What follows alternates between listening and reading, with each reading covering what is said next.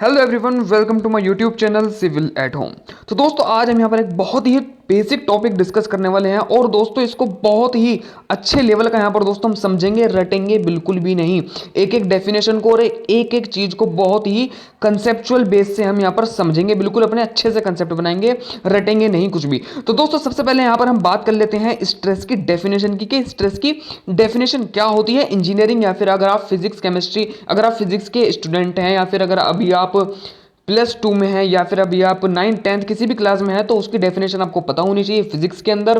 और दोस्तों जो इंजीनियरिंग स्टूडेंट्स हैं तो बीटेक डिप्लोमा कर रहे हैं उनके लिए भी समझना एक एक पॉइंट बहुत ही ज्यादा इंपॉर्टेंट है, बिल्कुल बेसिक तरीके से दोस्तों यहाँ पर आज समझेंगे। तो सबसे पहले दोस्तों इसकी डेफिनेशन देख लेते हैं। डेफिनेशन क्या कहती है? Stress is the resistive force. दोस्तों मैंने यहाँ पर इसको अंडरलाइन भी किया है। Stress is the resistive force offer by the body of deformation. अब दोस्तों यहाँ पर इसका मतलब क्या होता है, इसको मैं दोस्तों आपको एक एग्जाम्पल के थ्रू भी समझाऊंगा और दोस्तों यहां पर मैं आपको एक इक्वेशन के थ्रू भी समझा देता हूं जिसे हम स्ट्रेस का फॉर्मूला भी कहते हैं। तो दोस्तों इसका फॉर्मूला क्या होता है? Stress is equal to force upon area. अब दोस्तों यहां पर हम क्या जानते हैं, मान लीजिए कि आप किसी भी बॉडी पर जब फोर्स लगाते हैं, ये आपके पास कोई भी एक बॉडी है, जब आप दोस्तों इसके ऊपर फोर्स लगाते हैं तो दोस्तों ये क्या करते हैं, यहां पर मैं कौन सा फोर्स लगा रहा हूं दोस्तों, यहां पर मैं टेंसाइल फोर्स यहां पर लगा रहा हूं। जब मैं इसमें दोस्तों टेंसाइल फोर्स लगाता हूं तो दोस्तों क्या होता है, ये बॉडी अपनी इलोंगेट होना चाहेगी, थोड़ा बढ़ना चाहेगी। ठीक है दोस्तों, तो इसके अंदर क्या आएगा दोस्तों, डिफॉर्मेशन होगा। तो दोस्तों इस डिफॉर्मेशन को जो फोर्स रेजिस्ट करता है, इस डिफॉर्मेशन को, जो ये दोस्तों आपको डिफॉर्मेशन दिख रहा है यहां से यहां तक का, इसकी ओरिजिनल लेंथ के कंपेयर, इसे ही दोस्तों हम क्या कहते हैं, इसे ही हम डिफॉर्मेशन कहते हैं। और इस डिफॉर्मेशन को जो रजिस्ट करता है फोर्स, उसे दोस्तों क्या कहते हैं, स्ट्रेस कहते हैं। अगर दोस्तों आपको अभी समझ में नहीं आया तो कोई बात नहीं, अभी हम एक एग्जांपल के थ्रू भी समझेंगे कि ये होता क्या है। तो दोस्तों सबसे पहले इसका एग्जांपल देख लेते हैं क्या होता है। यहां पर दोस्तों मान लीजिए कि ये मेरे पास कोई भी एक बॉडी है जैसे कि मैंने आपको दिखा रखा है, और दोस्तों यहां पर मैं कौन सा फोर्स लगा रहा हूं, ध्यान से देखिए। मैं यहां पर दोस्तों इसमें एक कंप्रेसिव फोर्स लगा रहा हूं। दोस्तों कौन सा फोर्स लगा रहा हूं? कंप्रेसिव फोर्स दोस्तों यहां पर लगा रहा हूं। अगर आप किसी भी बॉडी पर दोस्तों कंप्रेसिव फोर्स लगाते हैं तो दोस्तों क्या होता है, उसकी जो लेंथ होती है वो दोस्तों क्या हो जाती है, लेंथ कम हो जाती है, और दोस्तों जो इसकी विड्थ होती है वो क्या हो जाती है दोस्तों, वो इंक्रीज हो जाती है। मान लीजिए मैंने इस पर फोर्स लगाया, कौन सा, कंप्रेसिव फोर्स। तो दोस्तों इसकी शेप किस तरीके की हो जाएगी, इसकी शेप दोस्तों कुछ इस तरीके की हो जाएगी। इसकी दोस्तों शेप कुछ इस तरीके की हो जाएगी कि जो इसकी विड्थ होगी वो इंक्रीज हो जाएगी और दोस्तों जो इसकी लेंथ होगी वो डिक्रीज हो जाएगी। कुछ दोस्तों इस तरीके से आपको ये शेप देखने के लिए मिलेगी कि कब, जब मैंने इस पर फोर्स लगाया है। ये कब है दोस्तों, जब मैं इस पर अभी फोर्स लगाना स्टार्ट किया है, जब ये दोस्तों इसमें डिफॉर्म हो गया है, किसकी वजह से, फोर्स की वजह से। ये हमारी ये वाली शेप है। यहां पर दोस्तों आपको समझ में आ गया क्या हुआ, इसका एरिया जो था दोस्तों, ये क्रॉस सेक्शनल एरिया। अब मैं आपको दिखा देता हूं इसका क्रॉस सेक्शनल एरिया कौन सा है। इसका दोस्तों क्रॉस सेक्शनल एरिया भी यहां पर देख लीजिए, ये इसका दोस्तों क्रॉस सेक्शनल एरिया है। तो दोस्तों जब मैंने इस पर कंप्रेसिव फोर्स लगाया तो दोस्तों ये एरिया कैसे हो गया, ये दोस्तों एरिया बढ़कर कुछ इतना हो जाएगा।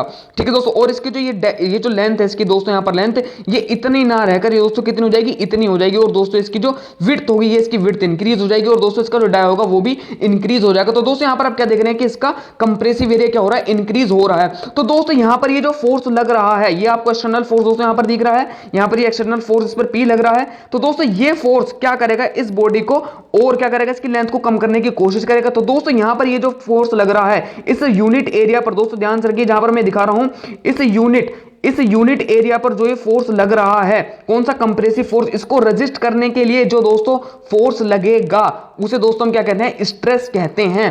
ठीक है दोस्तों, पर यूनिट एरिया पे याद रखिए, पर यूनिट एरिया पे मतलब सिर्फ 1 सेंटीमीटर स्क्वायर की बात करूं या सिर्फ 1 mm स्क्वायर की बात करूं, तो दोस्तों मैं वही बात कर रहा हूं कि मान लीजिए इसके सेंटर पर यहां पर कहीं 1 सेंटीमीटर स्क्वायर पर दोस्तों क्या लग रहा है, ये फोर्स लग रहा है। 1 सेंटीमीटर स्क्वायर पर ये फोर्स लग रहा है। तो दोस्तों इस 1 सेंटीमीटर एरिया पर जो है ना कंप्रेसिव फोर्स लगाया है, इसे जो रेजिस्ट करेगा फोर्स, वो फोर्स दोस्तों कैसा होगा, इसके जो मैंने फोर्स लगाया उसके बिल्कुल अपोजिट मैग्नीट्यूड का होगा। मतलब अगर मैं इसे कंप्रेसिव लगा रहा हूं तो दोस्तों वो कैसा होगा, वो टेंसाइल होगा। तो दोस्तों इसमें कैसा स्ट्रेस आ जाएगा, इसमें टेंसाइल स्ट्रेस डेवलप हो जाएगा। और दोस्तों ये टेंसाइल स्ट्रेस या फिर ये जो स्ट्रेस आ रहा है, ये जो फोर्स अपोजिट फोर्स आ रहा है, इसे ही दोस्तों हम क्या कहते हैं, इसे ही हम दोस्तों कहते हैं हमारा स्ट्रेस कहते हैं। तो दोस्तों यहां पर आपको समझ में आ गया स्ट्रेस की डेफिनेशन क्या होती है। स्ट्रेस होता है, स्ट्रेस की डेफिनेशन क्या होती है, स्ट्रेस इज इक्वल टू, हम दोस्तों किससे सिंबल शो करते हैं, सिग्मा से करते हैं, क्या होता है, फोर्स अपॉन एरिया। तो दोस्तों कौन सा फोर्स आपको अब समझ में आ गया, ये दोस्तों फोर्स होता है हमारा रेजिस्टिव फोर्स, ये दोस्तों हमारा होता है। ये बहुत ही ज्यादा समझने की बात थी, बहुत सी कंसेप्चुअल बात थी कि कौन सा फोर्स होता है। ये दोस्तों फोर्स होता है हमारा रेजिस्टिव, लेकिन दोस्तों इसकी जो मैग्नीट्यूड होता है, जो उसका मैग्नीट्यूड होता है, जो उसका क्या होता है मैग्नीट्यूड, वो दोस्तों बिल्कुल कितना होता है जितना हम अप्लाइड फोर्स करते हैं। लेकिन दोस्तों ये किस नेचर का होता है, बिल्कुल दोस्तों अपोजिट नेचर का होता है, जिस नेचर का आप इसे अप्लाई करते हैं। तो दोस्तों ये डेफिनेशन आपके सामने थी यहां पर किसकी, स्ट्रेस की। अगर दोस्तों जो हमारे स्टूडेंट अभी 9th अपनी 10th या फिर जो भी हमारे +2 से नीचे हैं, जो फिजिक्स पढ़ रहे हैं, उनके लिए दोस्तों ये डेफिनेशन बिल्कुल सफिशिएंट थी। लेकिन दोस्तों जो हमारे डिप्लोमा कर रहे हैं, बीटेक कर रहे हैं, इंजीनियरिंग कर रहे हैं, मैकेनिकल सिविल, उनके लिए दोस्तों ये जो मैं आपको डायग्राम समझाने वाला हूं,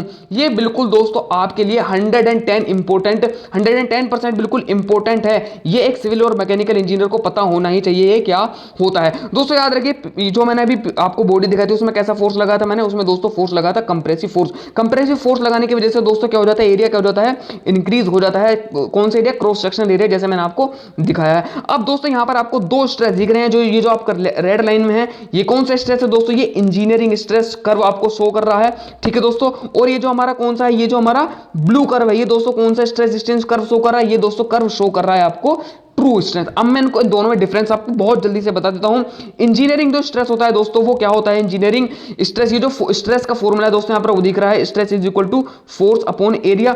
यहां पर दोस्तों जो हम हमारा एरिया कंसीडर करते हैं किसमें दोस्तों, याद रखिए, ध्यान से सुनिए, जिसमें हम इंजीनियरिंग में जो दोस्तों एरिया कंसीडर करते हैं वो कौन सा करते हैं, ओरिजिनल एरिया, एओ। दोस्तों मैंने इसको आपको दिखा दिया, एओ से दोस्तों हम किसे करते हैं, इंजीनियरिंग स्ट्रेस स्ट्रेन कर्व में जो एरिया होता है, या फिर जब भी हम इंजीनियरिंग स्ट्रेस के यहां पर बात करते हैं तो दोस्तों हम कौन से एरिया कंसीडर करेंगे, ओरिजिनल एरिया हम दोस्तों कंसीडर करेंगे। हमें बाद में फर्क नहीं पड़ता कि उसमें बाद में क्या हो रहा है, हमें सिर्फ किसी भी बॉडी की अगर दोस्तों हम टेस्टिंग करते हैं तो उसकी ओरिजिनल शेप के अकॉर्डिंग हम उसकी टेस्टिंग करते हैं। तो दोस्तों यहां पर अकॉर्डिंग टू इंजीनियरिंग स्ट्रेस हमारा क्या हो गया, जो हमारा स्ट्रेस हो गया वो कौन सा, फोर्स अपॉन ओरिजिनल एरिया यहां पर हो गया, ठीक है दोस्तों। तो दोस्तों जैसे कि इसका ओरिजिनल एरिया मैंने आपको क्या बताया था, पिछली जो मैंने दिखाया था कि उसका एरिया ओरिजिनल कैसा था, ओरिजिनल एरिया दोस्तों उसका कम था। तो ओरिजिनल एरिया दोस्तों यहां पर कम है, ओरिजिनल एरिया दोस्तों यहां पर कम है, तो स्ट्रेस क्या हो जाएगा, इंक्रीज हो जाएगा। तो दोस्तों यहां पर ये जो आपको इंजीनियरिंग स्ट्रेस दिख रहा है बढ़ा हुआ, इंजीनियरिंग स्ट्रेस का जो फेलियर पॉइंट आपको इतना ज्यादा दिख रहा है वो दोस्तों इसी वजह से दिख रहा है, क्योंकि दोस्तों हम उसमें अभी ओरिजिनल एरिया ही कंसीडर कर रहे हैं। अगर दोस्तों यहां पर आप बात करें ट्रू स्ट्रेस की, ट्रू का मतलब क्या दोस्तों, लोड लगाने के बाद जो उसका एरिया है, लोड लगाने के बाद तो दोस्तों आपने देखा था कि एरिया कितना इंक्रीज हो गया था उसका, ठीक है दोस्तों। यहां पर फिर से वही फॉर्मूला देखेंगे अपना, stress upon force upon area, stress का, ठीक है। तो एरिया दोस्तों यहां पर क्या हो गया, एरिया इंक्रीज हो गया दोस्तों, तो यहां पर स्ट्रेस क्या हो जाएगा, कम हो जाएगा। तो दोस्तों यहां पर आपको स्ट्रेस क्या दिख रहा है, कम दिख रहा है as compare to engineering stress curve. तो दोस्तों यही इतनी सी बात थी, अगर आपको समझ में आया तो वीडियो को लाइक कीजिए और दोस्तों चैनल को सब्सक्राइब